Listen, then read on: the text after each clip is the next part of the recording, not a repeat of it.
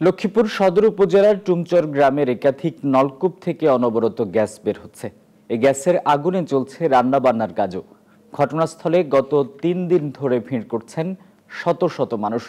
গ্যাসের খনি পাওয়ার সম্ভাবনার পাশাপাশি দুর্ঘটনার শঙ্কায় আতঙ্কিত গ্রামবাসী। সাইদুল ইসলাম পাবেলের তথ্য এবং ছবিতে ডেস্ক রিপোর্ট। লক্ষ্মীপুরের সদর উপজেলার পূর্ব টুমচর গ্রামের ধনুমিয়ার বাড়িতে গত বৃহস্পতিবার ৯০ ফুট গভীর একটি নলকূপ বসানোর কাজ শেষ হয়।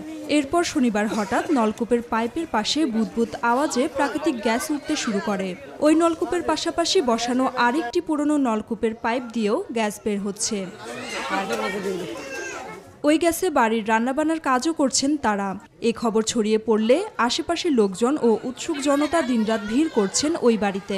স্থানীয়রা জানান, সংশ্লিষ্ট কর্তৃপক্ষ ও সরকার উদ্যোগ নিলে গ্যাসের খনিতে বদলে যেতে পারে এ অঞ্চলের মানুষের ভাগ্য।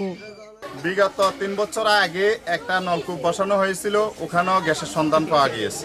এখানে যদি এই সত্যিকারের গ্যাস হয়ে থাকে তাহলে সরকার যেন এটাকে পরীক্ষা নিরীক্ষা করে সরকার তার কর্তৃপক্ষ এসে যদি এটা পর্যালোচনা করে তাহলে আমাদের এই পুরো অঞ্চলটা আর্থিকভাবে লাভবান হবে। প্রাকৃতিক গ্যাসে আগুন জ্বলে ওঠায় বড় ধরনের দুর্ঘটনার আশঙ্কায় আতঙ্কিত রয়েছেন বাড়ির লোকজন। সমস্ত মাটিগুলো নিয়ে উপরে দিয়ে উঠে গেছে, এতে বাইরে সবাই আতঙ্কিত হয়ে পড়ছে। স্থানীয় বাখরাবাদ গ্যাস বিক্রয় কেন্দ্রের কর্মকর্তারাও ঘটনাস্থল পরিদর্শন করেন।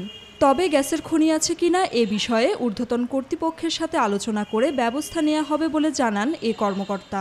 এই বিষয়ে আমরা ঊর্ধ্বতন কর্তৃপক্ষের সাথে আলাপ আলোচনা করব।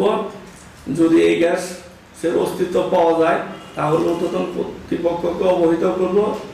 ইতিমধ্যে ব্যবস্থাপক মহোদয়কে এই বিষয়ে জানানো হয়েছে। লক্ষ্মীপুরের টুমচর গ্রামে ৩ বছর আগেও নলকূপ থেকে গ্যাস বের হওয়ার ঘটনা ঘটেছে।